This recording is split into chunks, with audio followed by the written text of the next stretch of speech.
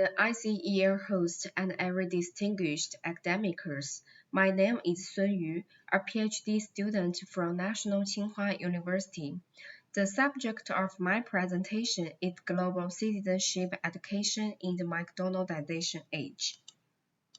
My presentation will cover the following four aspects. In the first part of the report, I'm going to begin with an overview of the Mcdonaldization, especially its impact on education, and then discuss the implementation of global citizenship education in Western countries and in China, and finally give some suggestions for global citizenship education construction. In the first part, I will give you two terms, the Mcdonaldization and global citizenship education. Due to the process of globalization, a large number of people choose to or are forced to live in countries other than where they were born. This migration phenomenon is in particular in European countries and in the US. Multicultural and intercultural education is currently considered by the USA and the European Union countries as the official approach to be used in schools for the integration of immigrant students and ethnic minority groups. However, the contemporary globalization with particular questions of diversity adds more complexity to solve some of the dilemmas at a nation-state level. Thus, the GCE emerges after the failure of the unsolved dilemma of multicultural education in the USA, as well as intercultural education in the European Union countries. And on the other hand, due to the internet links different parts of the world, it makes the local culture integrate with other cultures further. Through strengthening the principles of the McDonald's restaurant has successfully applied to dominate more aspects of American society, as well as the rest of the world. Such transnational expansion leads to the standardization or homogenization in the culture. In other words, the globalization in fact is a form of integration of local culture and other cultures. However, local culture should be in continuous communication with other cultures, which give it opportunities for surviving and finding its appropriate place in the global scenario. This addresses arguments on discuss of how to deal with cultural diversity in the Mcdonaldization age. In the next part, I will firstly give the concept of the Mcdonaldization. The term Mcdonaldization is proposed by American sociologist George Reiser. The emergence of Mcdonaldization with the phenomenon that the local happenings are shaped by events occurring many miles away and vice versa. Due to successfully applying the four principles, the McDonald's restaurant has dominated around the world. The first principle is efficiency, refers to faster service, streamlined operation, and tight schedules. Calculability facilitates to produce and obtain large amounts of goods as rapidly as possible. Predictability indicates that the goods and services appear the same regardless of the time and place wherever they are offered. Control relates to the usage of non-human technology. McDonald's restaurant aims to provide customers a concept of safe, unified service worldwide, through which it tries to re-establish standardization, control, and homogenization of cultures. According to the four principles of Mcdonaldization, the university must provide a service in which the student consumer can measure the value of their investment in quantifiable terms from the quality of the education they receive as measured in academic performance to the real-world financial benefits they can predict in the long term. Here, the efficiency indicates that university functions similar to the mass production of factories, which aims to produce large amounts of graduates rapidly to meet the needs of globalization. Calculability can be seen in the quantitative of services on which universities focus.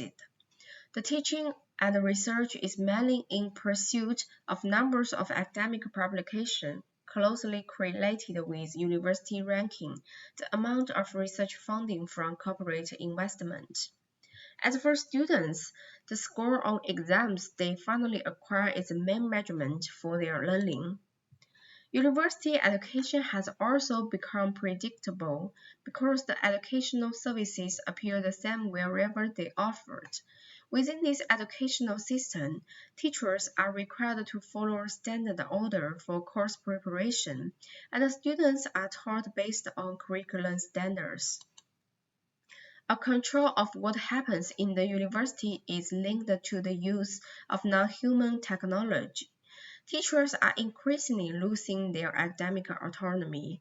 Each pedagogic document and recording of a teacher must be uploaded into the website of university as a measurement for teacher assessment. According to Hartley, people are placed and paid differently based on their academic performance in the professional examination. Thus, he divided the social classes into 4 categories.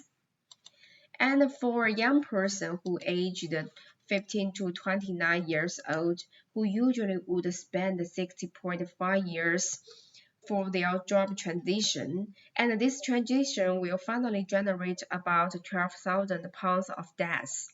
In this regard, the university is originally set up for the majority to obtain knowledge, but now function as a privilege for the minority.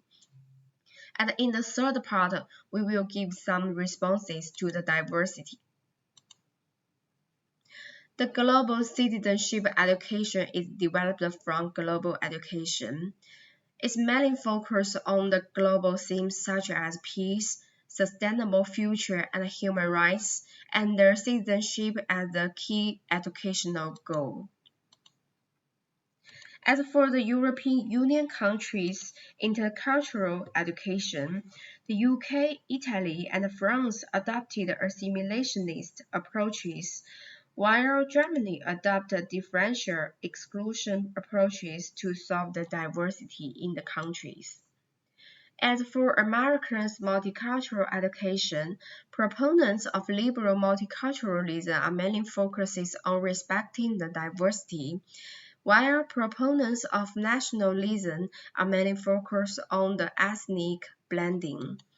The GCE in USA started from the early 20th century and developed mostly after World War II. After World War II, the GCE's main purpose is to promote world understanding, prevent a third world war, but by the 1990s, its main purpose is to justify the predominant economic position of the USA in the global market. The European Union countries had a similar path with the USA. The GCE in these countries are mainly focused on maintaining and justifying colonial position. The GCE in China had experienced 2 stages between the 1980s and the 1990s. The first stage is consolidation between civic education and political ideological education. Political ideological education maintained absolute power in dominating every aspect of people's lives socially, politically, economically, and culturally. While the establishment of a market economy, citizens enjoy more freedoms, and correspondingly, they will require more protection of their rights. In this regard, civic education has attracted attention because it can separate the country from the society, and it respects personal choices and can enhance students' awareness of citizenship and civic quality. And the second stage is reinterpretation of moral education. The country began to abandon traditional political means to solve certain social problems and rely more on moral power. Moral education's core value contains communalism, patriotism, collectivism, and internationalism. Incorporating civic education into the concept of moral education will help ease the tension between the increasingly diversified civic value systems and the country's unwillingness to withdraw from the interfering in the private sphere of citizens in contemporary society. And after 1990s, the GCE in China had a rapid rise, as it's many more concerned with social justice and cultural conflict, instead of simply education that fosters students' international awareness. The early Chinese literature on citizenship education has particularly concentrated on international experience, mostly in Western developed countries. But now China has its own version of global citizenship education. It has 6 dimensions, and it follows 3 principles. The first one is to respect universal human values, and the second one is promote the democratization of the country, and the last one is to have an awareness of rights and promote social participation. And it also contains 4 aspects: knowledge, competence, values, and attitudes, and the action. And finally, according to the curl, the construction of the citizenship education might take values explicit or values neutral approaches in different nation states due to the contextual factors including historical traditions, socio-political structures, and economic systems. China and Western countries share similar tendencies in their outlook on the enhancement of democracy, freedom, and human rights. As for US and European Union countries, the multicultural and intercultural education are based on the ethnocentrism, and thus the racial discrimination has not been eliminated yet. The GCE now aims to pursue social justice and fairness, but is still not free from the traditional concept of ethnism, and the disadvantaged culture are still suppressed by the mainstream culture, and the minority groups are still marginalized. The implementation of GCE in this regard might face the danger of being stuck by the Mcdonaldization. China conforms to the development trend of civic education on the international stage and focuses on the cultivation of citizenship awareness on the global, national, and social levels, as well as the balance of rights and obligations. On the other hand, the terms such as socialist democracy and citizenship education with Chinese characteristics are widely used as a kind of compromise between universal human values and the demands of the Chinese context. Finally, we will give some suggestions for the construction of the GCE is that the establishment of global citizenship education should have a clear perspective and self-characteristics.